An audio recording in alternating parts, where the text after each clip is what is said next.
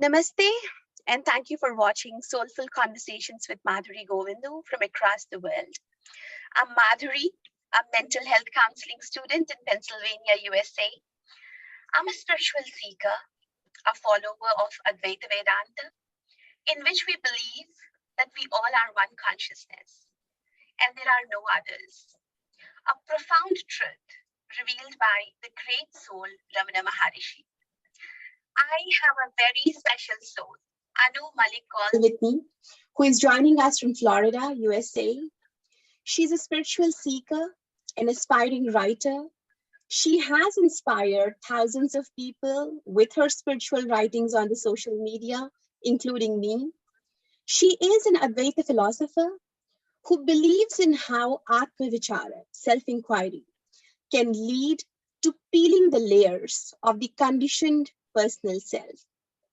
For her, every step is home, and the purpose is to enjoy the dance than arriving.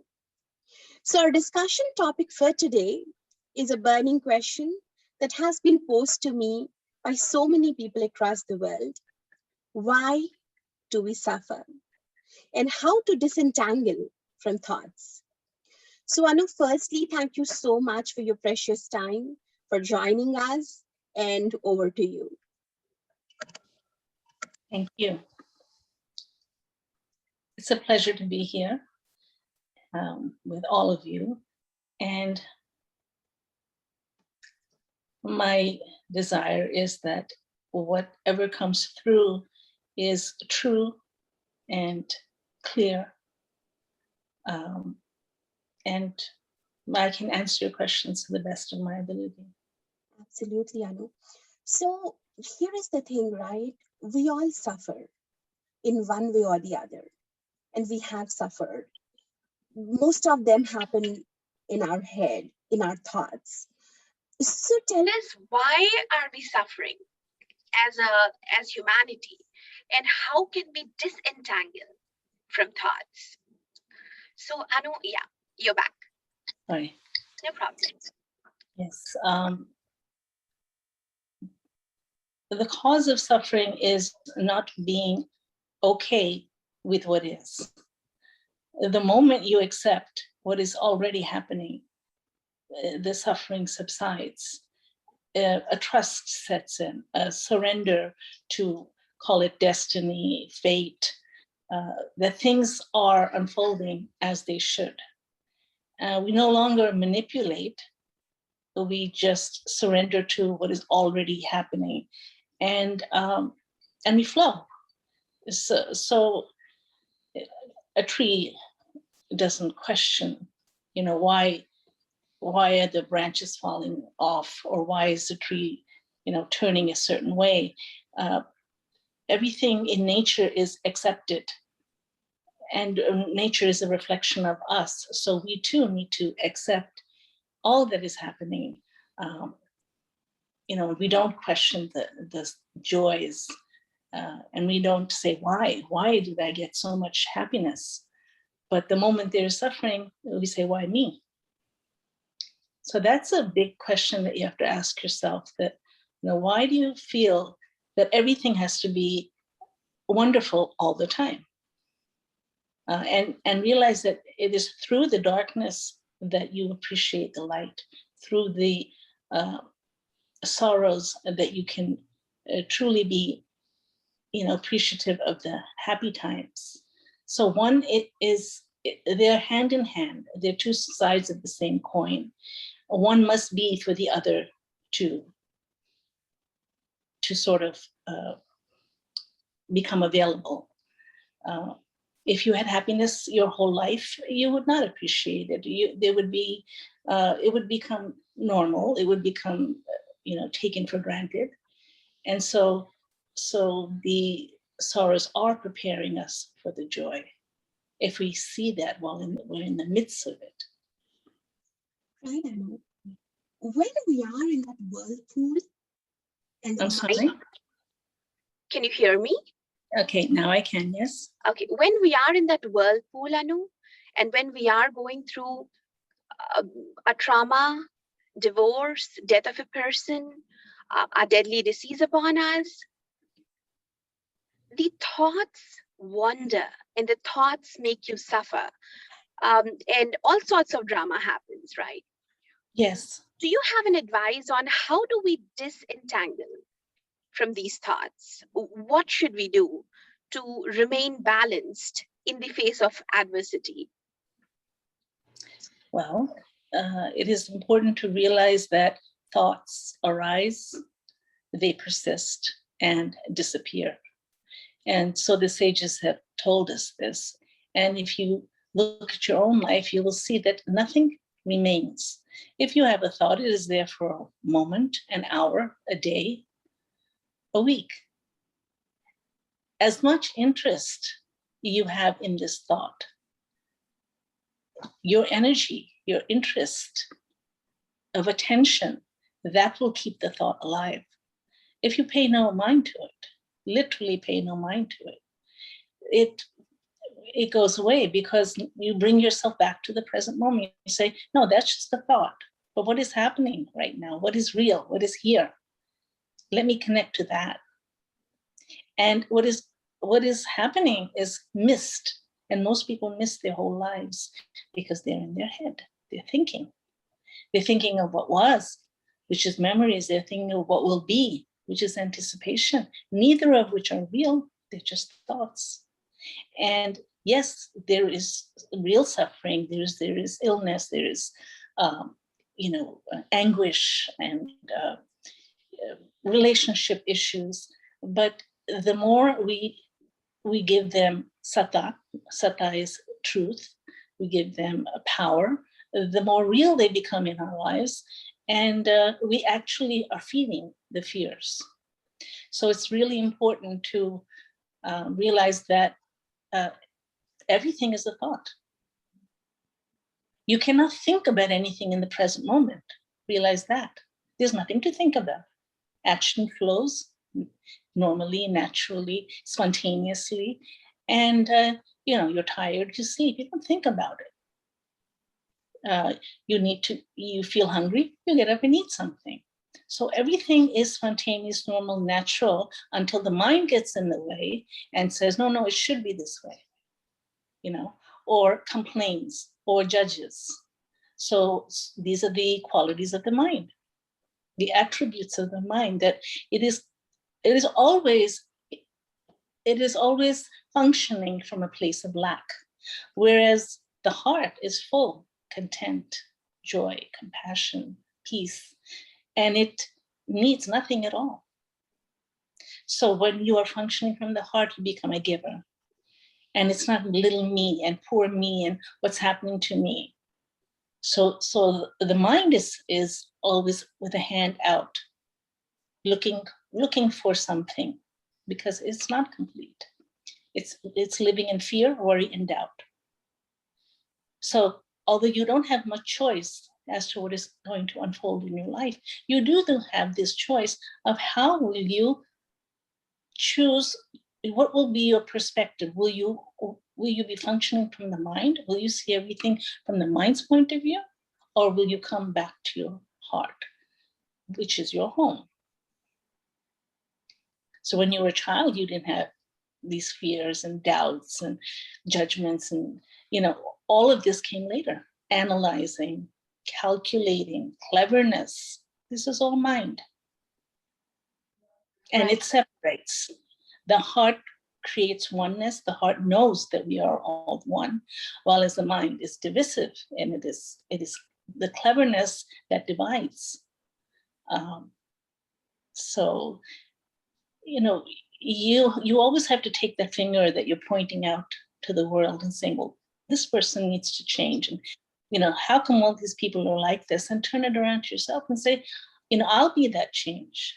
And you will be surprised that when you change and you become happy, whole, content, compassionate, loving, those are the vibrations that you're putting out there. And everything starts to change. You be the change, and everything around you changes. Correct. And Anu, if you can hear me right, I can. a question that is quite often posed to me is when you are in the middle of the turmoil, you have clever people around you, you have people who are manipulative, you have people who can be abusive. It all feels as if you need to act. You need to become that manipulative person. You need to become their mirror. If not, how will you survive? You cannot survive if you think about changing yourself and loving everyone, because it's a dog eats a dog world. Maybe is the question that's posed to me. What advice would you have in for them? Well, it's, again, the mind will say that it's a dog eat dog world, but the heart will say no. Everything is an aspect of me. So what I'm seeing in the other exists in me, otherwise I would not be seeing it. Correct. The world is just a reflection of me at any given moment. Correct. So when Ramana Maharishi says there is no other, that is what he's saying. Correct. So when I've created this peace, and I've cleansed myself of all these thoughts of that I have to protect myself. People are bad out there, and have all this fear, and I worry about tomorrow. When all of that starts to fall away, and you realize that this moment is all there is, why am I worried about 6 months from now? Correct. I may not be alive.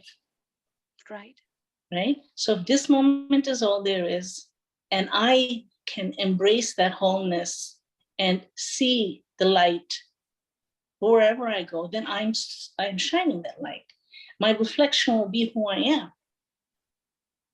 Right. How can you reflect what you are not? Correct. So do not find fault with the mirror, with the reflection. See this, is there more inner work that needs to be done? Correct.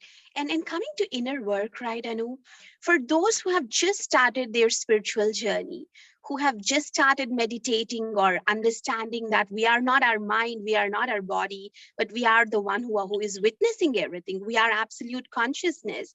Those who have just embarked on this path, what advice do you have for them, and where to begin? Because it's in a huge mess. It's like a lotus blooming in mud, but there is mud. And there's a lot of mud. So what would you advise to them? That there is no mud. That the mud is imagined. Yes.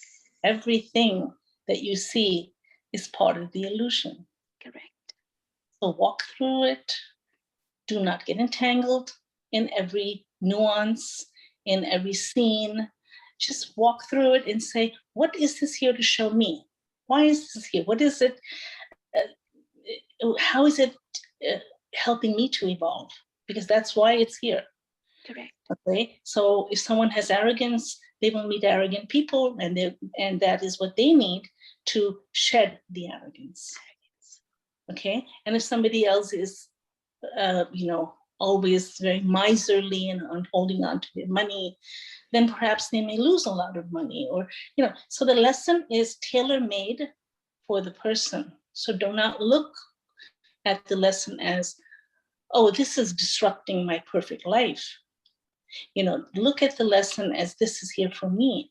And it was staged in my drama, in my play. These are the actors here. They're playing their role to perfection. Who can I argue with and find fault with? When I wrote this play, I wrote this drama. And be very clear about that you have written your story, and you are here to see, why did you write it? So every person that you're meeting, every person that rubs you the wrong way, every person that is kind to you, it's all a part of your own.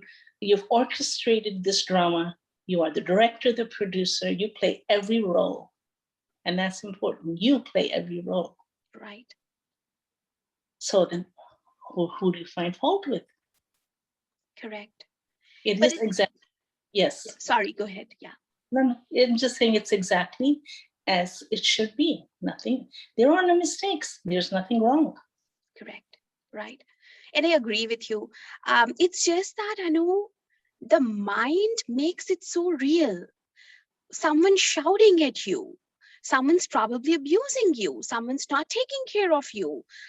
Someone's not fulfilling their responsibilities. The mind makes it so real, and you become a victim, and you go down that spiral. You go down that, there's a snowball effect. You keep rolling in depression and victimhood and sorrowful thinking and so much more. It becomes very tough for the mind. It becomes very tough for you to understand that it's a mind's play. I think it's important to see that everything that is happening is here to dissolve the mind. Right. How else would the mind be dissolved? If your life was perfect, and there was no complaints, everything is perfect, well, why would you go inward? Why would you try to find out who am I? Correct. You would be absolutely entrenched in Maya and in illusion. And that would be your reality. And you have no reason to escape from it because it's beautiful. Right. It's only when it becomes difficult, when it gets under your skin, that you're saying, I need a way out. And then when you cannot go out there to sort of alleviate the pain and the suffering, then you have no choice but to turn inward. Right. So that's exactly why it's here, to help you to go in and to see, what is real, what is here, what is always here. Despite the sickness comes and goes and the people come into my life and they go, what remains? I am the only thing that remains, the only one that has always been, that will always be, that is always here. So connect to that. And when we connect to people, we suffer. Sometimes it's wonderful, the relationship is great. And when it isn't, then we're depressed. So we're always looking out there for completion. But Right. the only completion is within. Correct. So this is what it's teaching us, detachment. Pain and suffering teaches us detachment. You come alone, you will go alone. All these supports will leave you. Right. Why wait for them to leave you when you can leave them right now and be happy as you are and say, I need nothing at all. Correct. The person who says I need nothing at all is God. Right. Right. Anu, do you think we become a little indifferent and insensitive if we detach from everything? Or do we become more joyful and more in the moment when you do that? What happens? I think when you detach, the clinging and the possessiveness goes away. Right. And when that goes away, you've released yourself from suffering. Correct. Now you can actually give freely without any need for return. It's an unconditional love. It's not for just your little nuclear family, but it's for everyone you meet. And that is truly living in oneness. True. Absolutely. You put it so simply, Anu. You put it really simple. And I think all of us, we need those practical tools, some tips to begin on this journey. Because at some point in time, the whale has to disappear. And for us to see that the whale is a whale, it's an illusion, we have to begin somewhere. What would you advise, Anu, for someone who want to embark on the path of Advaita Vedanta, non-duality? Where should one begin, Anu? What I learned from my mentor was that, I used to teach meditation as a guided meditation teacher, but I noticed that when you're meditating, you may meditate for an hour or so, you feel wonderful, you're blissing out. And then you open your eyes and somebody says something to you and you're exactly where you were. And the world sort of rushes in. And so it really was just an escape. So I'm not saying don't meditate. It may be wonderful for some, but I found that self-observation works very well.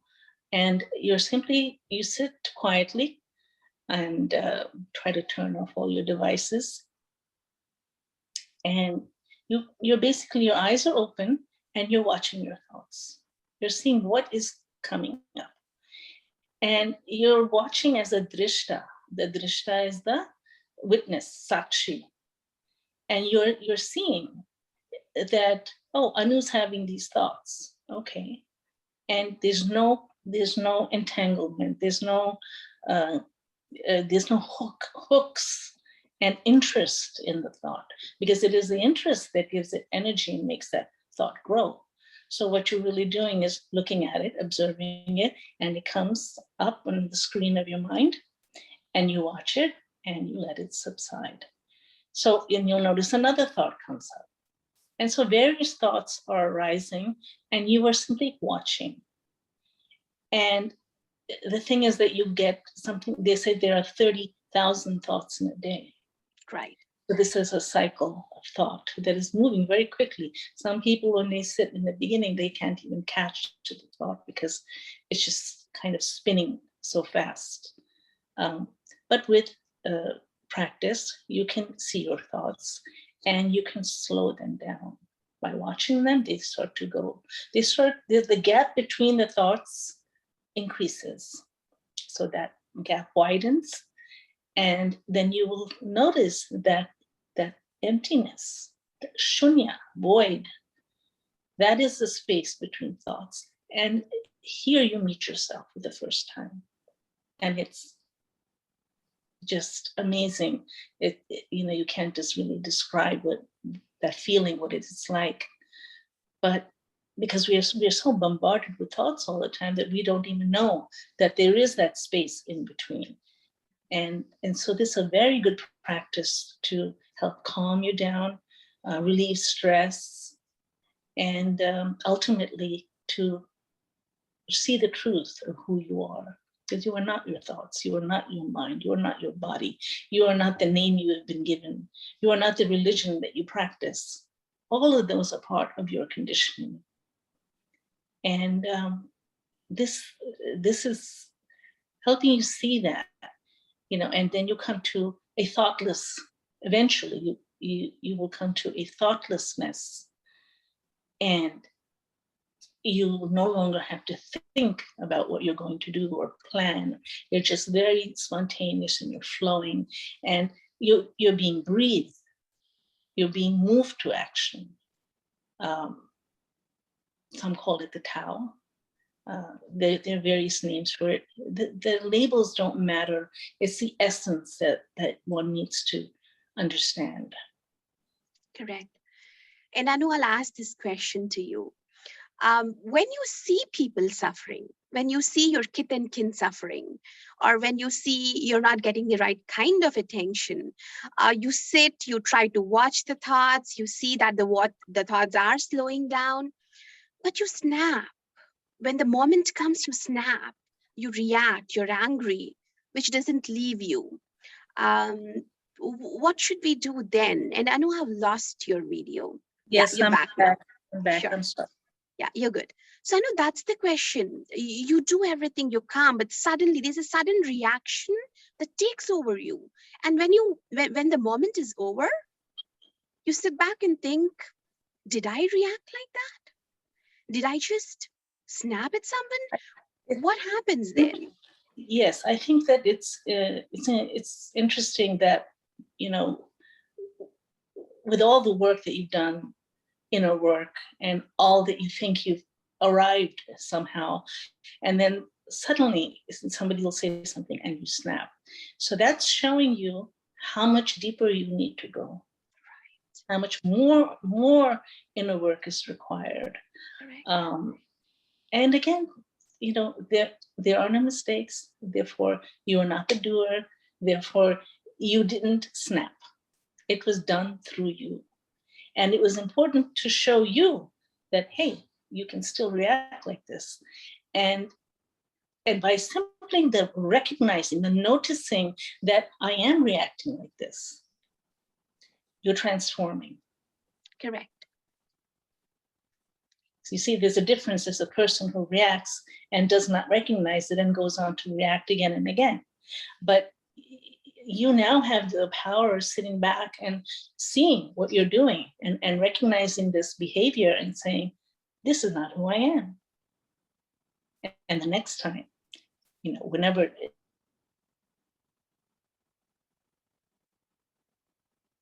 Correct. Anu, your video is slightly frozen right now, if you can hear me. Yeah, not to be reactive, but Correct. to respond. But to respond. So Anu, here is the thing. Sometimes people do cross your healthy boundaries, and it's absolutely fine to be polite but firm and tell them that these are your boundaries and you want your space. It's absolutely fine to do that, right? Yes, absolutely fine. Because self-preservation is very important. Mm-hmm. You don't want to be a doormat, because what will happen then? Say your husband is, expecting a lot from you on a daily basis, and and you're exhausted and you can't keep up. So you'll do it for a while. You might do it for years, but then eventually there is resentment within you. Correct. And then it'll come out in different ways. So it's always better to say that. You're Hello? good. Yeah, you're good. Yeah. Yeah. So it's better to. It's always better to speak clearly and say, this is my boundary. Right. This is how far you go, and that's husband, children, parents, anybody. You cannot cross this boundary because that's my personal space. Right. And this way people will not be taking advantage of you, because if someone is taking advantage of you, it's really you that is allowing it. Correct. So it's always about you. You are the source of your experience. Right. There's nobody to blame, up there in the sky that somebody's doing this to me. Nobody is doing anything to you. Correct. They say guilt demands punishment, and that's so true. If you feel guilty, you yourself will punish yourself, and that probably unconsciously without even realizing it.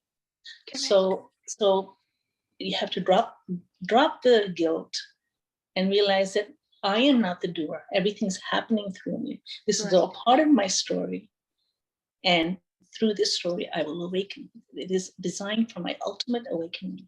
Correct. That's it. And whatever happens along the way cannot be changed. Right. Every chapter is written.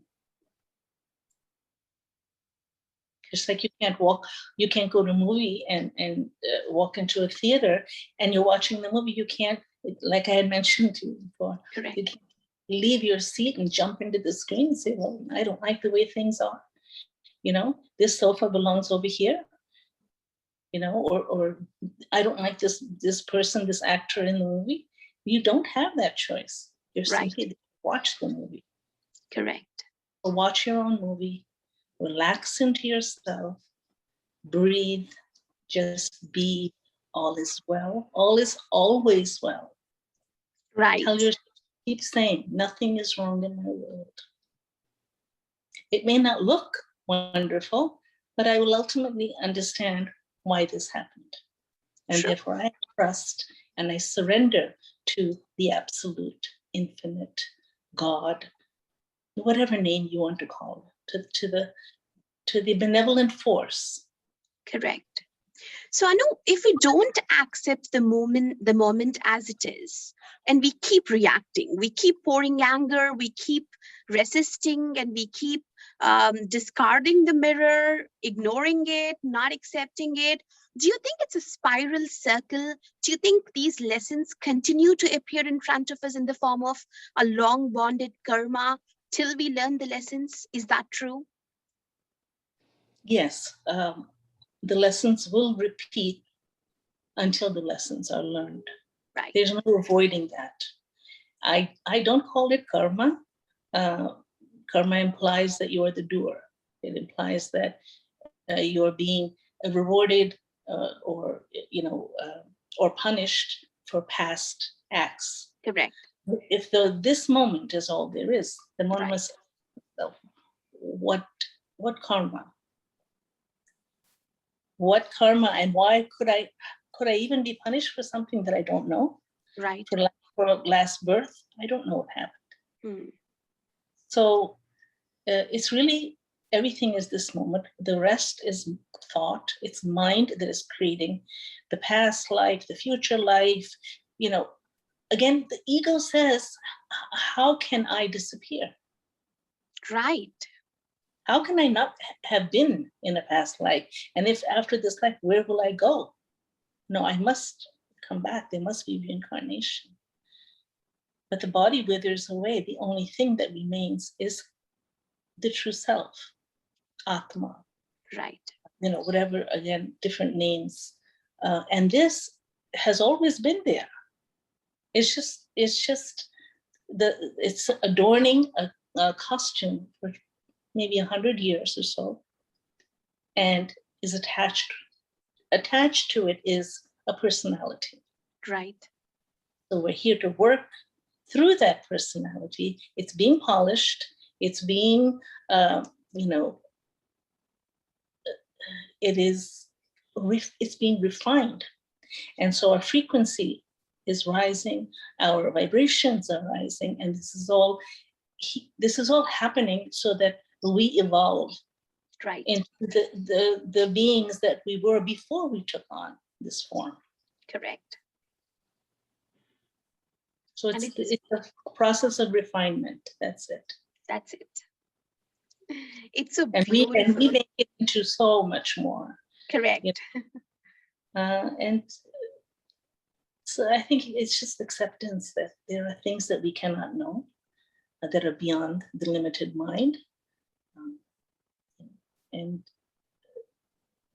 But through experience, we are definitely understanding more. And so you rely on your intuition, on wisdom, on instinct, because the intellect is not needed here. The mind is not needed.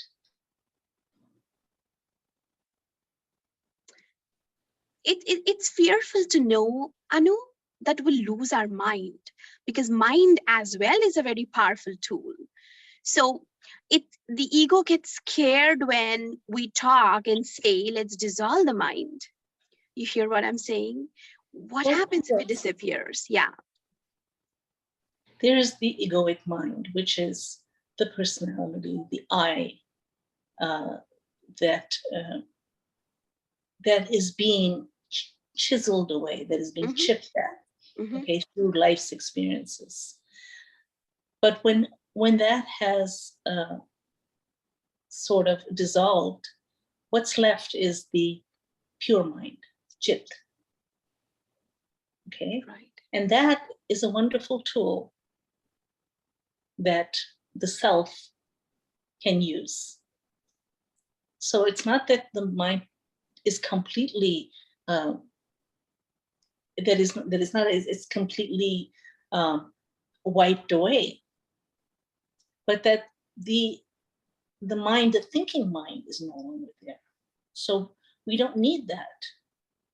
Right. Anu, our viewers will have a question on how to differentiate between the mind and the pure mind. How are they both different, Anu? So the mind is, from what I understand, is the mind that you're born with, right? When you take on form. And so that a baby that is 3 weeks old does not have an egoic mind. Correct. Okay, so that pure consciousness is there, awareness is there, and that is what is real. Then the conditioning is sort of added on. Right.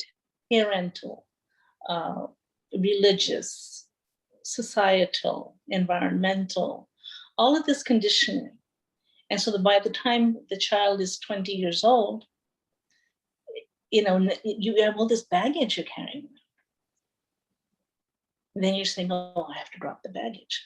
So yes, that is the baggage that has to be dropped so that you can come back to clarity and purity. Correct.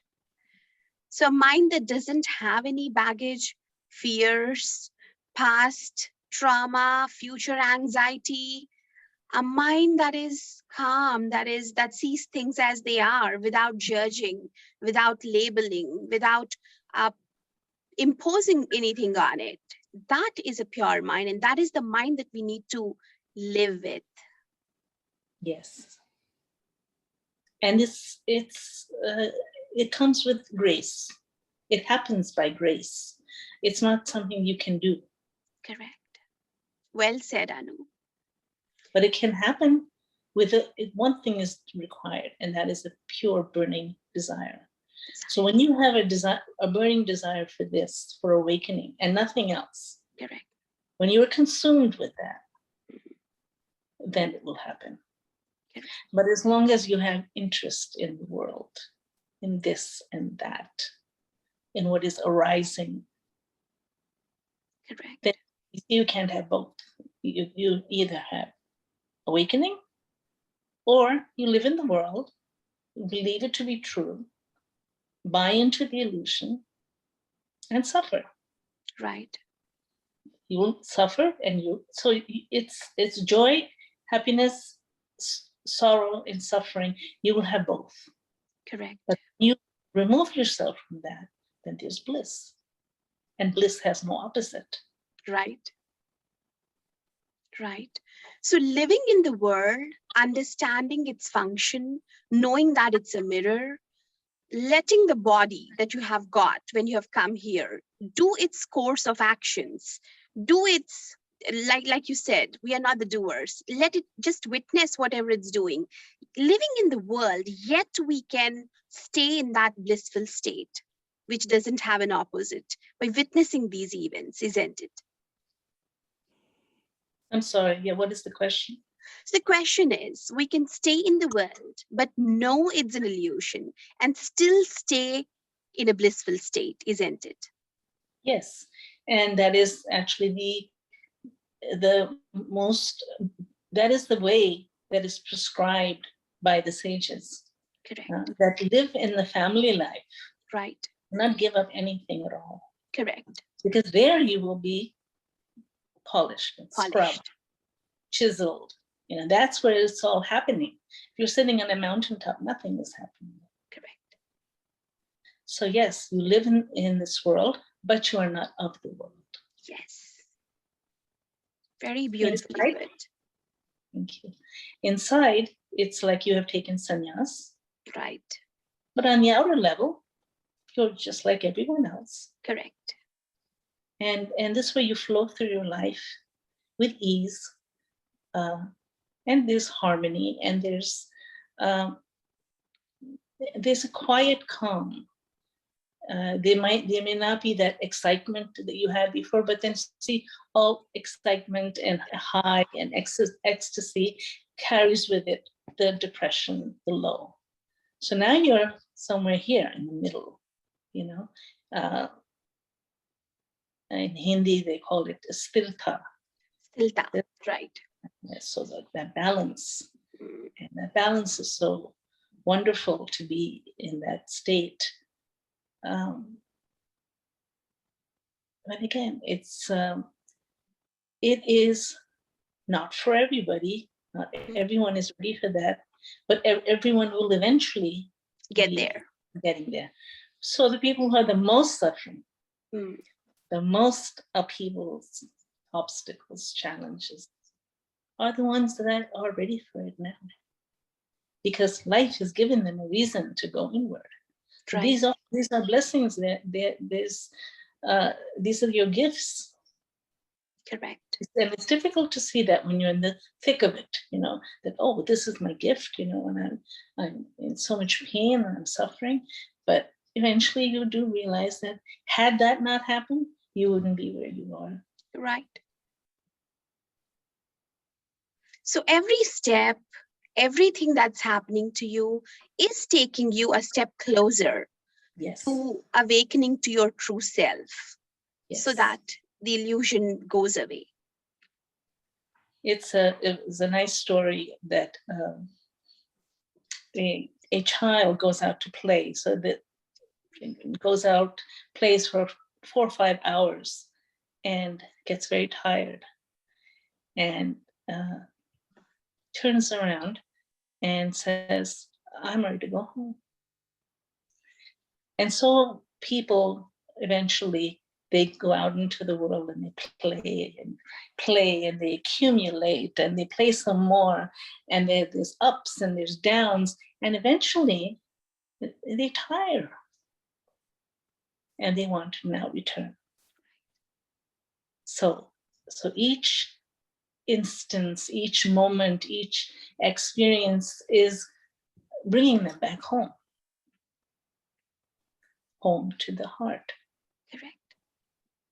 And then when you are really heart-centered, you have an open heart, you feel more, you think less, life is spontaneous, and there's a joy, like you've probably heard of this, a joy that has no reason. Correct. And if your joy is because you have a car, right, and something happens to your car, then where's your joy? Right. So it cannot be because of a reason. It has to be because the joy that is without reason. Right. How beautiful. Thank you. Right. There were so many things that we spoke today that one needs to absorb, maybe slowly, that this is an illusion, this is a play that you have created, everything is your mirror around.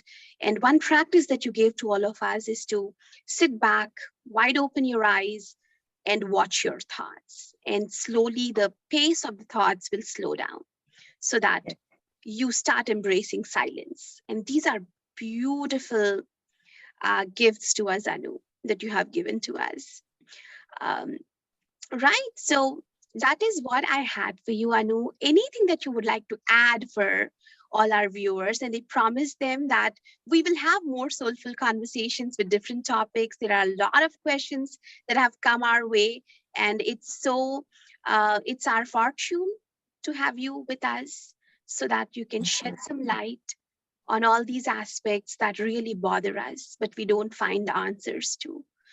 Is there a book, Anu, that you would like the viewers to read that can give them a little more insights? There is The Truth, and The Truth. it is the author is, I believe it's Nisargadatta Maharaj. Although I would probably have to check on that. Sure. I could just let you know about that. Sure. And I really feel that experience is far more beneficial. Experience of isness, of oneness, quietude, than gathering more information from books. Books are important in the beginning, yes, right, if you want to sort of understand some of the concepts, the basics, but they can be addicting. Right. And so yes, I was reading for many years, and then I came to the point where I was saturated, and I found it to be repetitive. No matter which book you go to, it's really saying the same thing. Agree with you. I'm on the same page. Yeah. So yes, like you said, some of these people are beginners, and they would benefit from something like that.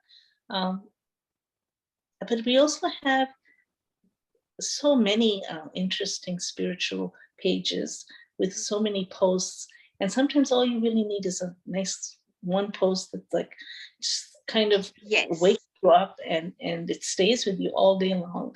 Right. And I find that sometimes more powerful than reading through a long book. A long Yeah. book. And I agree with you, because some of your posts on Facebook have done that to me. I recall reading one of your posts. It was midnight. I was about to sleep, and you wrote, "This is your story. You're simply rewinding it." And that is a line that you wrote in an entire post. And that line did stay with me. That Yeah. that it's that simple. It's that simple. So what you said is right.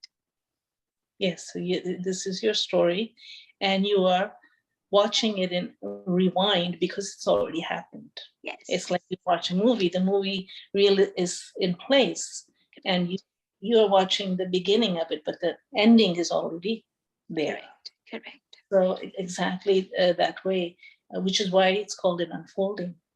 Right. Right. Right. The movie is unfolding. What unfolds is already a whole, a complete. That Right. It's not being written, Paige. Like they say, oh, you're writing your life and you're creating.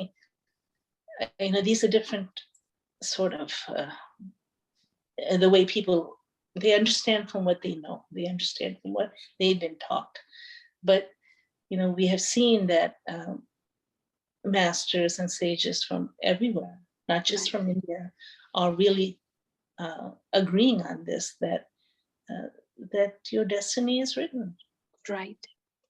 Absolutely. Absolutely. And I think, Anu, it's very empowering to know that it's your story and you wrote it and these are your characters, because Yes. these are my soul lessons. I have written it, and hence I'll accept it. And I'll learn those lessons, stay humble, become egoless. And the sooner I do it, Yes. the sooner I am there. Yeah. Sorry, go ahead. No, I'm just saying that we, how wonderful it is to know that our story is tailor made, Yes. specifically designed for us, and no other story is like ours, because Correct. the lessons that we are learning in our story are exactly expressly what we need. Right. So embrace each lesson, embrace each happening, and own it. That this is really what I created for myself, Correct. because my higher self knew. My Right. higher self knew what Anu needs, Correct. or what Madhuri needs. Correct. Yeah, and and that higher self is all one, Right. right? So we all, that higher self, everybody's higher self is really the same. That is just uh, fragmented, Right. right? And from that higher self is different, is variety. We are Right. the variety. Right. And you know what I'm saying, right? That the one wanted to know itself, and how will it know itself? Except through variety.